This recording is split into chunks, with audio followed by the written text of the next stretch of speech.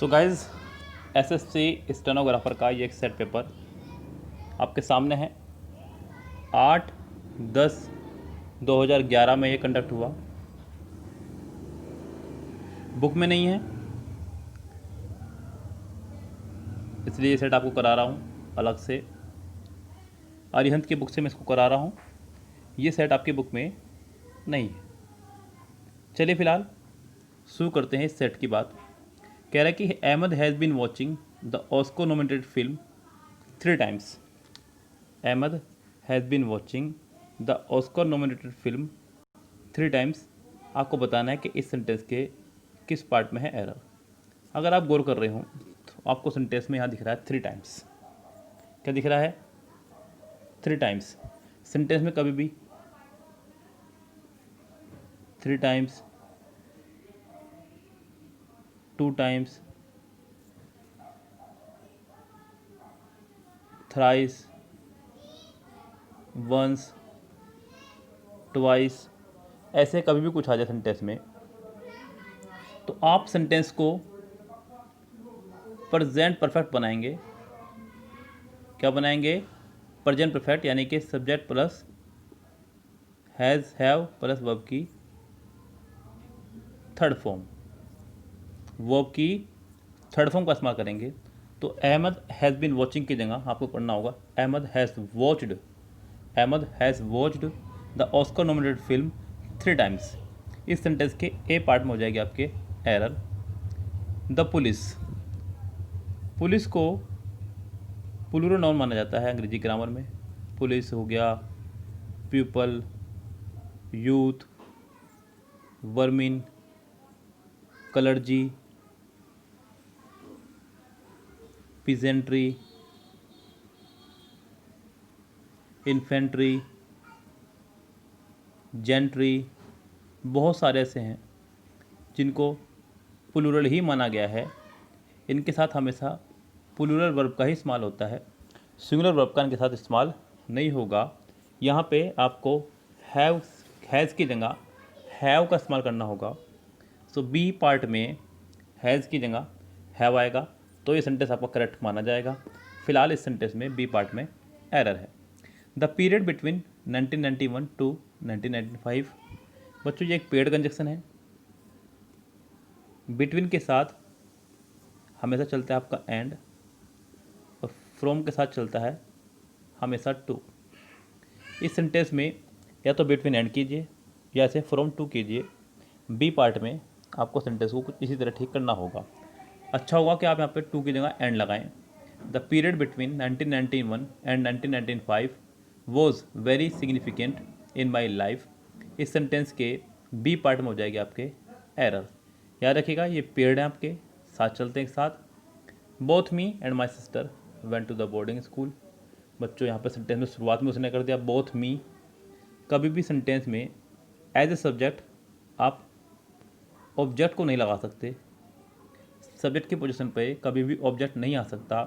Both me and my sister की जगह आपको करना होगा सेंटेंस में both I and my sister.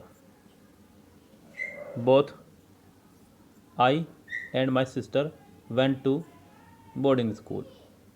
मी नहीं, इस सेंटेंस में आई कीजिएगा। क्लियर? बोथ यानी कि दोनों, मैं और मेरी बहन, आई एंड माई सिस्टर। सेंटेंस तब करेक्ट होगा। मी यहाँ पे रॉन्ग है, इस सेंटेंस के ए पार्ट में ही हो जाएगी आपके एरर। क्लियर है बात? नेक्स्ट सेंटेंस देखिए। नेक्स्ट सेंटेंस हमने अभी थोड़ी देर पहले आपको सिंटेक्स पढ़ाया, सिंटेक्स के 2 पार्ट पढ़ा दिए हैं, वहीं से ही है। कह रहा है कि टाइम एंड टाइड ये एक ईडियम की तरह इस्तेमाल हो रहा है यहाँ पे, जिसको बोल देते हैं समय का चक्र।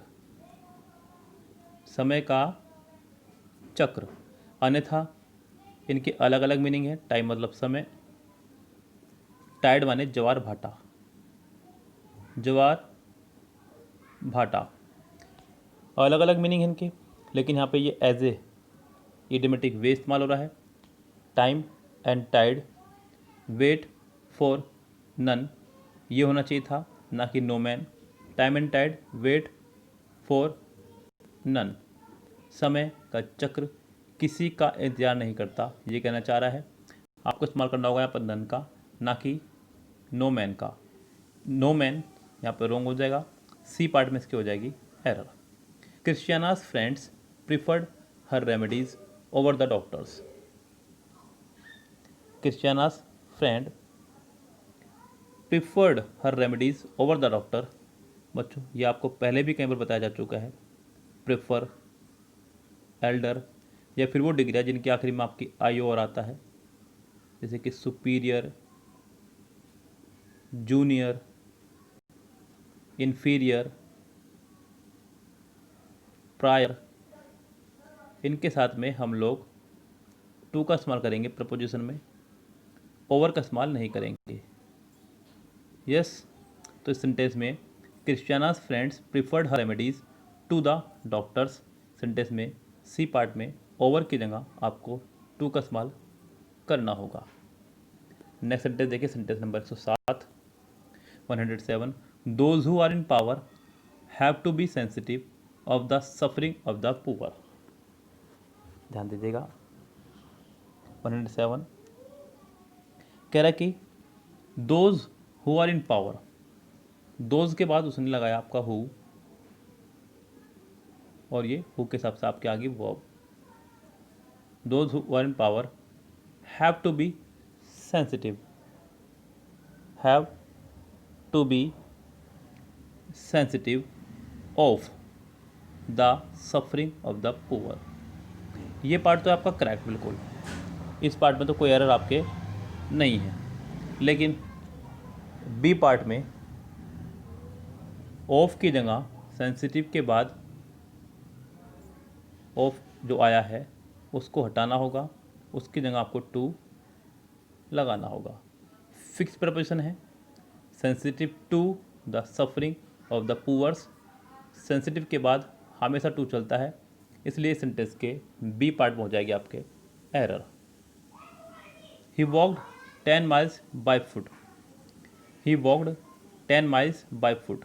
बच्चों पैदल के लिए कभी भी बाय फुट का इस्तेमाल नहीं किया जाता है,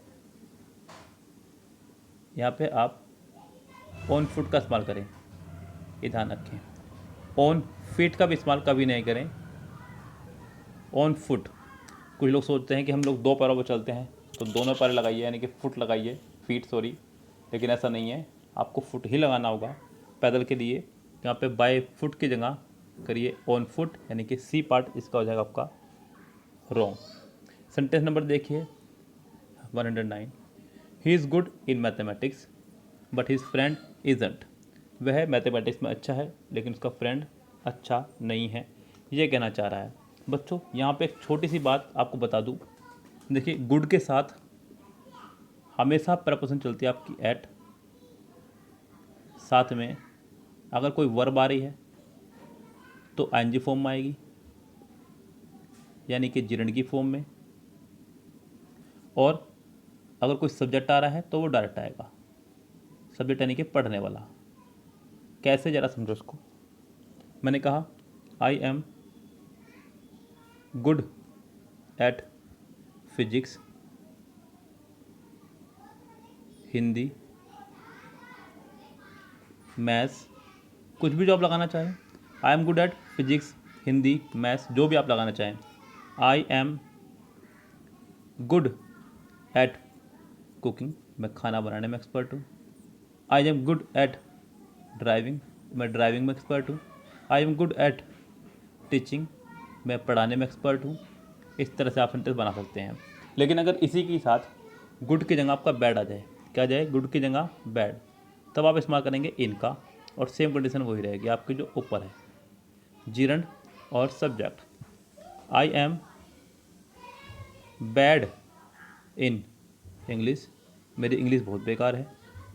I am bad in maths, मेरी मैथ बहुत बेकार है। I am bad in cooking, खाना बनाना मुझे बिल्कुल नहीं आता। I am bad in teaching, पढ़ाना मुझे बिल्कुल नहीं आता। तो याद रखिएगा, बैड के साथ इन और गुड के साथ एट। ये दो बातें याद रखिएगा। आगे वाली कंडीशन दोनों में सेम रहेगी। यहाँ भी इस सेंटेंस में he is good at mathematics यानी कि बी पार्ट में इनकी जगह आपको ऐड करना होगा, तो ये सेंटेंस आपका करेक्ट होगा। Sentence number 10, by noon the fog cleared completely. By noon the fog cleared completely कह रहा है कि दोपहर तक। बच्चों सेंटेंस में आया है बाय प्लस टाइम। क्या आया है? Bye plus time. सेंटेंस में जब भी बाय प्लस टाइम हो, सेंटेंस आप बनाएंगे future perfect.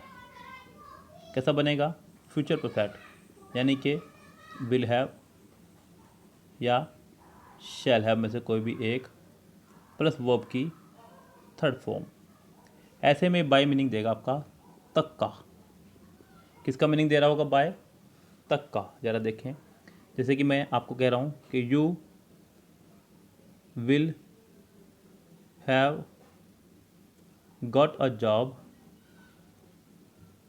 By the end of 2021।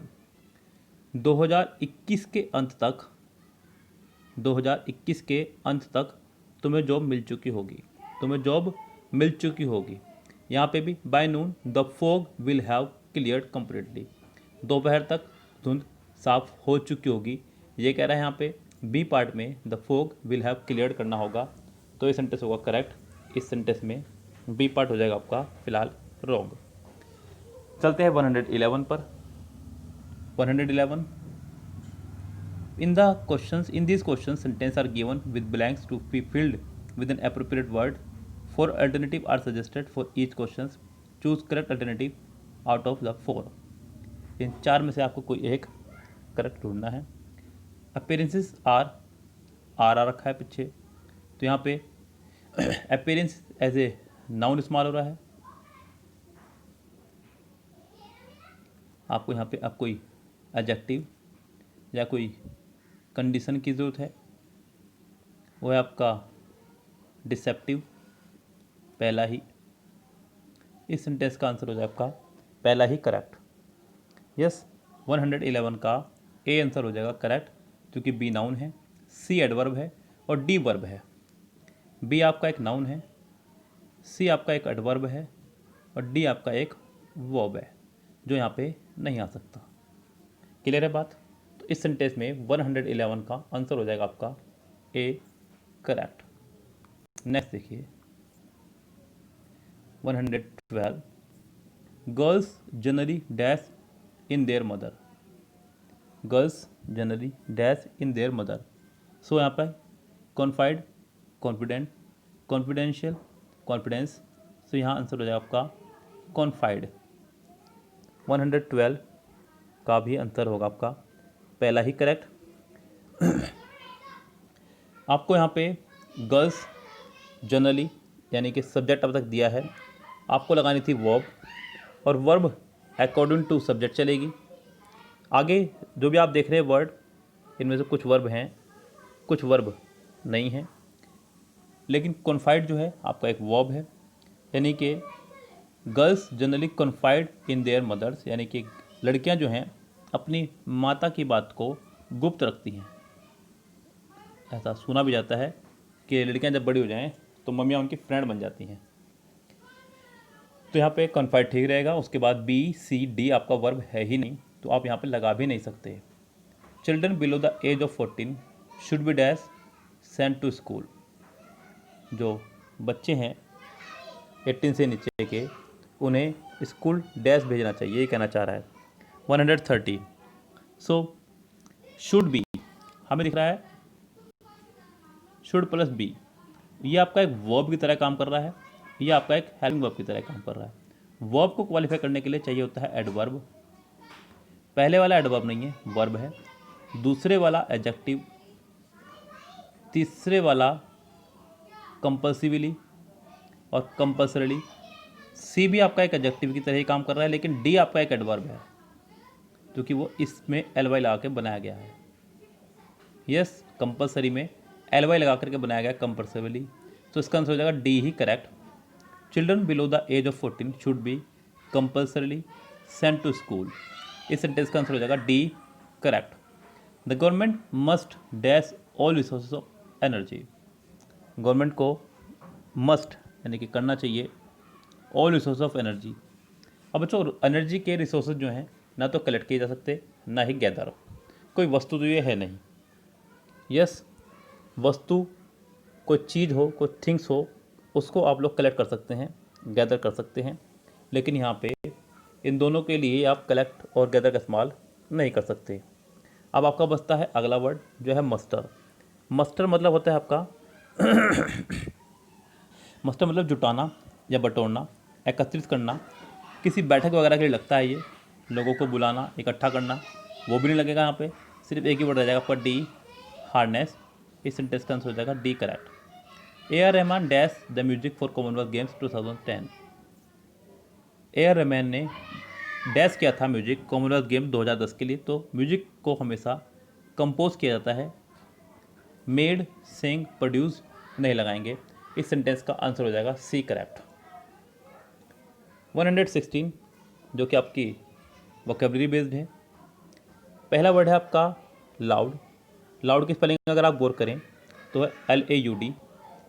LAUD इसका मतलब होता है प्रशंसा करना। क्या होता है? प्रशंसा करना। आपको बताना है बेस्ट एक्सप्रेस यानी कि सिनोनियम्स। पहला वर्ड है लाइक, पसंद करना। एक्नॉलेज, मान लेना या सत्यता की जांच करना, यानी कि सत्यता के आधार पर खरे उतरना भी कह सकते हैं। उससे अगला वर्ड है प्रेज, प्रशंसा। रिकॉर्ड मतलब पता ही आपको, तो इसका आंसर हो जाएगा सी करेक्ट, प्रेज। 117 वर्ड है आपका इमानसिपेट। इमानसिपेट का मतलब होता है उद्धार करना। क्या होता है?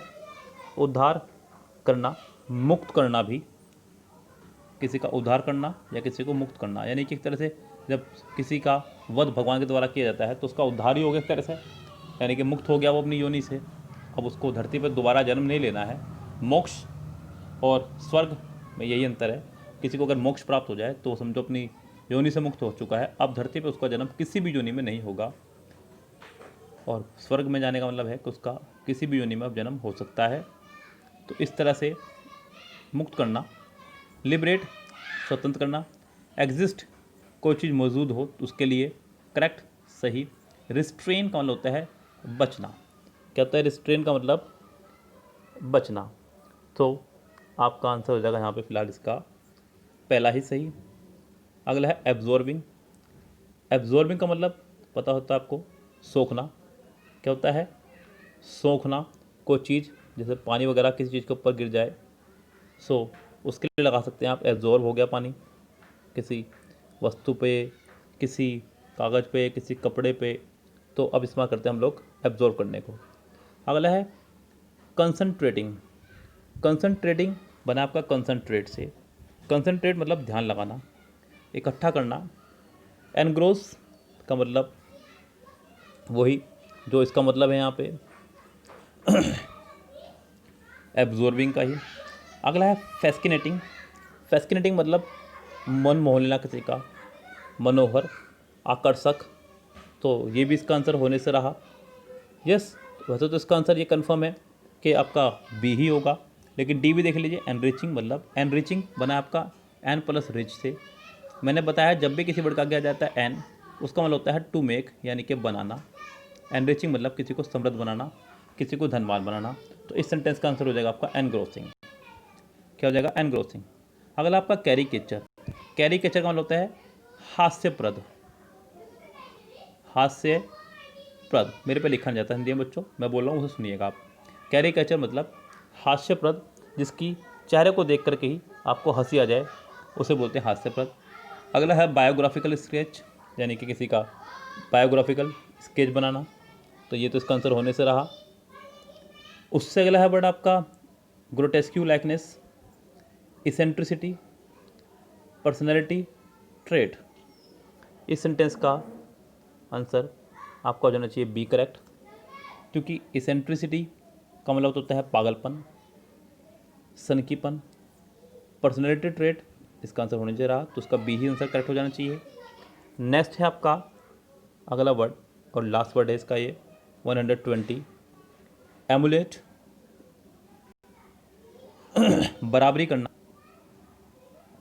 क्या करना? बराबरी करना या अनुकरण करना किसी का, यानी कि फॉलो करना भी कर सकते हैं। बराबरी करना या फॉलो करना। पहला वर्ड है आपका इको। इको बोलते हैं प्रतिध्वनि को।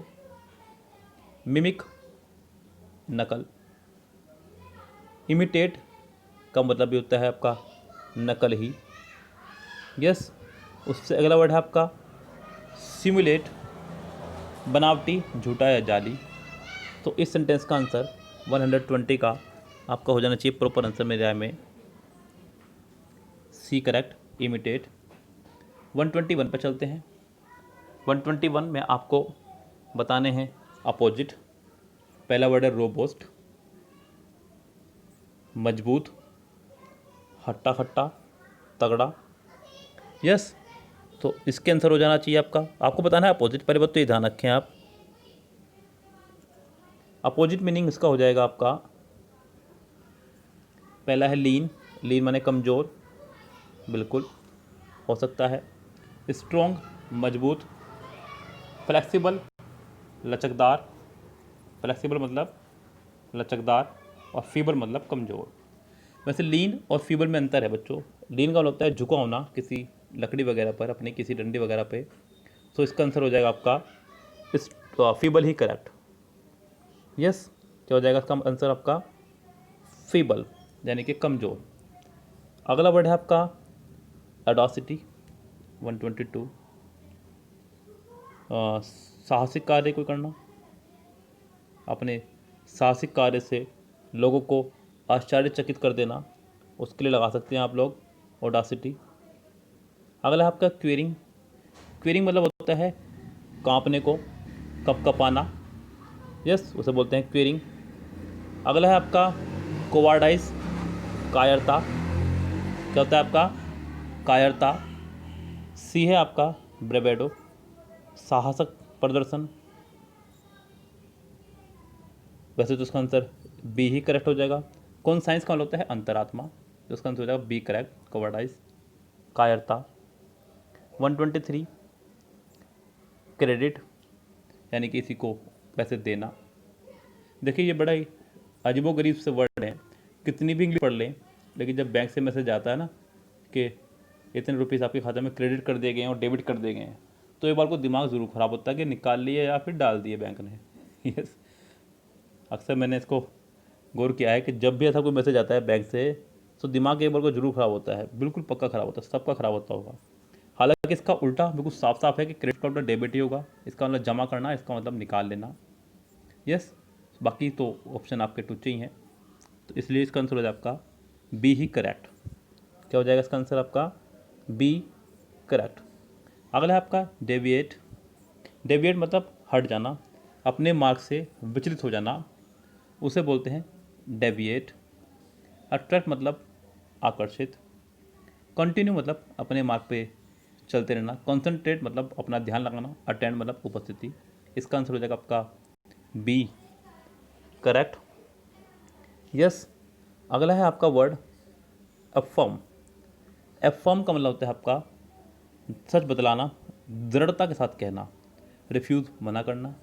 रिजेक्ट आपको पता है किसी को रिजेक्ट कर देना। डिनाई अस्वीकार या फिर मना करना। डिसएग्री असहमत। सी इसका आंसर हो जाएगा आपका करेक्ट। 126 देखिए, 126 से आपके हैं ईडियम से स्टार्ट, थोड़ा सा सावधान। पहला ईडियम देखिए आपका, पहला ईडियम आपका इंपॉर्टेंट है। ईडियम आपका सोट आफ्टर। क्या है आपका सोट आफ्टर, जिसका मतलब होता है बहुत भारी किसी चीज़ की डिमांड होना, इन ग्रेट डिमांड। क्या हो जाएगा इसका आंसर पहला ही, इन ग्रेट डिमांड। नेक्स्ट है आपका ऑल एट सी, कन्फ्यूज़ होना, बहुत अधिक कन्फ्यूज़ होना। तो 127 का आंसर हो जाएगा सी करेक्ट, पजल होना। To hit below the belt, किसी के बेल्ट के नीचे से मारना, बेल्ट के नीचे मारना, यानी कि बुरी तरह से किसी को मारना, पीटना। तो इसका आंसर है आपका D correct, to attack unfairly. 129 देखिए कह रहा है कि potluck dinner. Potluck dinner यानी कि ऐसा dinner where everybody brings something to it, जहाँ पे सबको अपना कुछ ना कुछ खाने के लिए लाना है, पोटलक डिनर। सब अपना अपना पोट लेकर जाएंगे खाने के लिए और फिर पोट वो एक्सचेंज करते जाएंगे।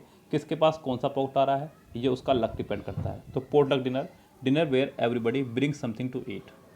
Build castle in the air, हवाई योजनाएं बनाना, हवाई योजनाएं बनाना। Waste time, build houses, day dream. इसका आंसर हो जाए आपका डे ड्रीम, यानी कि द्विया स्वप्न, यानी कि दिन में स्वप्न देखना।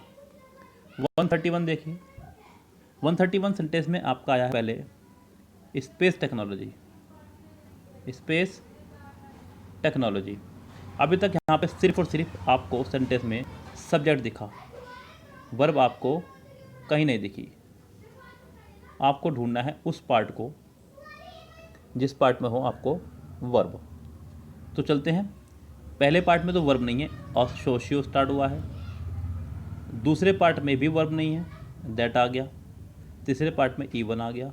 फोर्थ पार्ट में हैज़ है और थर्ड फॉर्म भी है, यही इसके बाद आना चाहिए।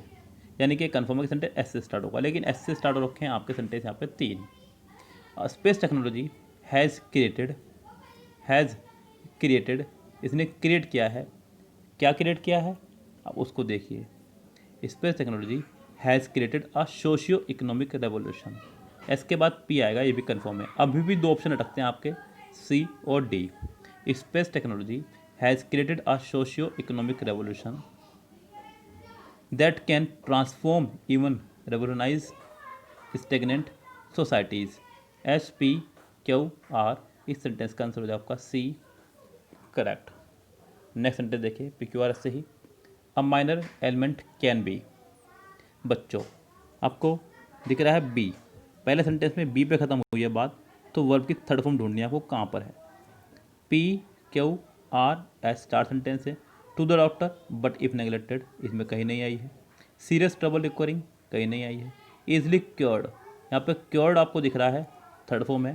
सेंटेंस आर से स्टार्ट होगा, ये कन्फर्म है। 132 सेंटेंस आपका आर से स्टार्ट होगा।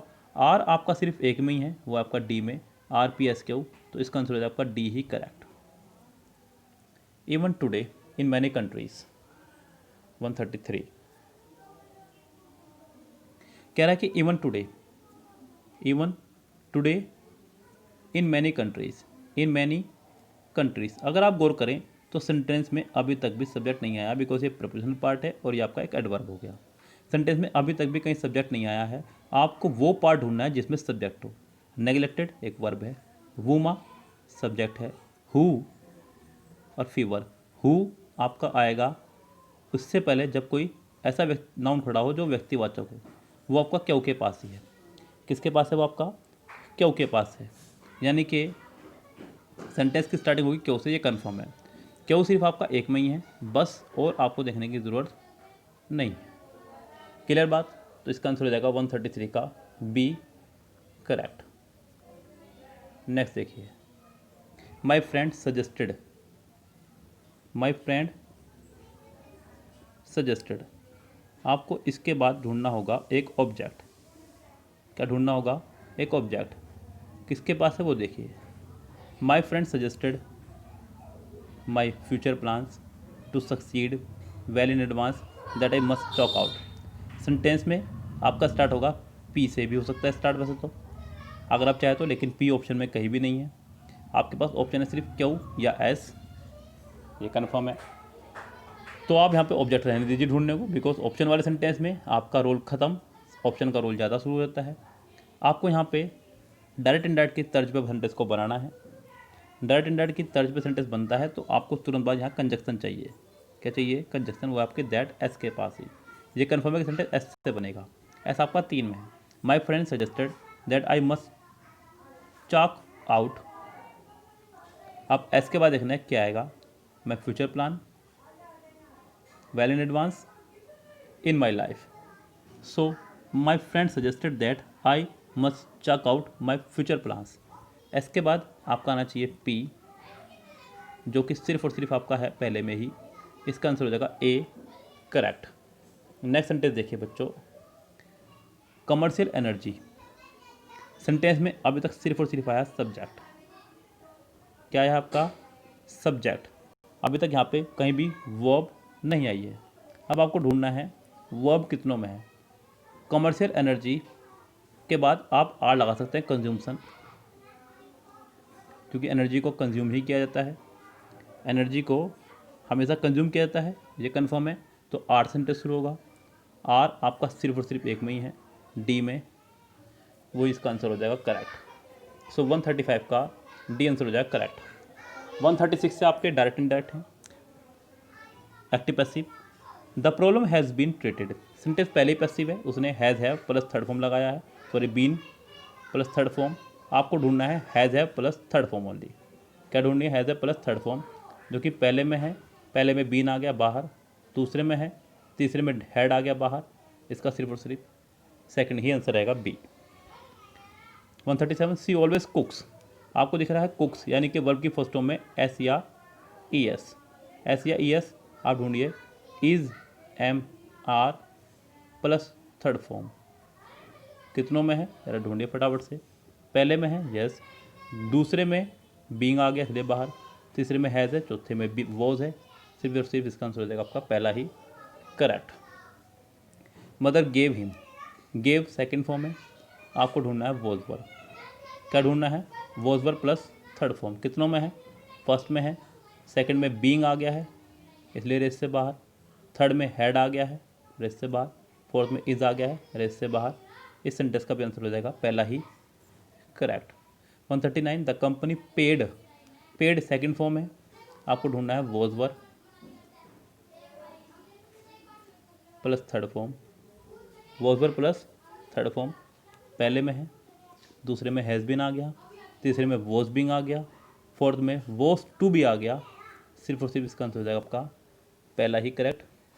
Do not insult him, imperative sentence है, लेट से बनाइए। कह रहा है कि do not insult him, do not insult him, sentence verb से स्टार्ट हुआ है, सेंटेंस को बनाएंगे let plus object, let him not be, third form आ जाएगी इसकी इंसल्टेड। तो इस सेंटेंस का इस लिहाज से आंसर हो जाएगा पहला ही करेक्ट। लेट ही, अरे ना ना सॉरी बी, बच्चों लेट के बाद हमेशा ऑब्जेक्ट आया करता है, लेट वर्ब और प्रपोजिशन के बाद अगर कहीं प्रोनाउन आएगा तो वो हमेशा ऑब्जेक्टिव केस में आएगा। सो इस सेंटेंस का आंसर हो जाएगा B correct. Sameer shut the door with a bang, ये बात कन्फर्म है कि यहाँ पे शट सेकंड फॉर्म है क्योंकि पीछे समीर आया। अगर ये फर्स्ट फॉर्म होती तो उसमें एस या ई एस होता, क्योंकि समीर एक सिंगुलर सब्जेक्ट है इसलिए सेकंड फॉर्म में आपको ढूंढना है वॉज वर्ब। क्या ढूंढना है आपको? वॉज वर्ब कितनों में है? पहले में है, दूसरे में नहीं है, तीसरे में नहीं है, फोर्थ में भी नहीं है। तो 141 का आंसर हो जाए आपका पहला ही करेक्ट। नोबडी हैज़ आंसर्ड, आपको दिख रहा है has have plus third form, आपको ढूंढना है हैज़ हैव ही plus been plus third form कितनों में है, ज़रा ढूंढ लीजिए फटाफट से। पहले में है, बिल्कुल है जी, दूसरे में है, नोट लगा दिया है, माना भी जा सकता है और नहीं भी क्योंकि नोबडी से सेंटेंस स्टार्ट हो रखा है। सी में नहीं है, डी में नहीं है, सेंटेंस स्टार्ट हुआ है नोबडी से, यानी कि नेगेटिव सेंटेंस बनाया है। अब आप इस सेंटेंस को नोट लगा करके एनीबडी लगा सकते हैं, लेकिन पहला सेंटेंस प्रॉपर रॉन्ग हो जाएगा बिकॉज वहाँ पे कहीं भी नेगेटिव भाव नहीं आया है, इसलिए सेंटेंस का आंसर हो जाएगा बी करेक्ट। 143 देखिए, द जज delivered the sentence at the court room yesterday, delivered second form है, सेकेंड फॉर्म है तो आपको बनाना होगा वॉज वर्ब। क्या बनाना होगा? वॉज वर्ब प्लस वर्ब की थर्ड फॉर्म, वर्ब की थर्ड फॉर्म फर्स्ट में नहीं है, सेकंड में है, थर्ड में बीइंग की वजह से बाहर हो गया, डी में हेड की वजह से। इस सेंटेंस का बी आंसर हो जाएगा confirm. Shut all the doors and window in the night, फिर से सेंटेंस आपका इंपेरेटिव है। 144 सेंटेंस को बनाएंगे लेट से, let all the doors and Windows, let all the doors and window be shut in the night, इसका पहला ही answer हो जाएगा करेक्ट। लास्ट सेंटेंस देखिए आज का, कह रहा है कि पीपल यूज़ कंप्यूटर्स, आपको दिख रहा है यूज़ यानी कि वर्ब की फर्स्ट फॉर्म, वर्ब की फर्स्ट फॉर्म। यस, आपको ढूंढना है इज एम आर। क्या ढूंढना है? Is am are plus third form. पहले ऑप्शन में बीइंग लगाया इसलिए रेस से बाहर, दूसरे में हैव बीन इसलिए रेस से बाहर, थर्ड में जो हमें चाहिए था वही है, डी में विल लगाया इसलिए रेस से बाहर। इस सेंटेंस का आंसर हो जाएगा ए, करेक्ट। सो यहाँ इस पार्ट को मैं यहाँ इस तरह ख़त्म कर रहा हूँ। नेक्स्ट पार्ट के लिए आपको रुकना हो कल तक। कल इसका नेक्स्ट पार्ट यानी कि 46 से 200 तक हम लोग करा देंगे। यहाँ फ़िलहाल 145 तक करा दिया गया है। तो फ़िलहाल चलते हैं, लेते हैं आपसे विदा। जो लोग अभी अभी चैनल से जुड़े हैं, चैनल को सब्सक्राइब और बेल आइकन दबा लीजिए, क्योंकि इस तरह की वीडियोस सिर्फ और सिर्फ आपको हमारे ही चैनल पे मिलेंगी। लगातार प्रीवियस ईयर कोई भी पूरे यूट्यूब पर सॉल्व नहीं करा रहा है हमारे अलावा। सो प्लीज़ प्लीज़ प्लीज़ आप चैनल को फटाफट सब्सक्राइब और बेल आइकन दबा दीजिए। Good bye, have a nice day.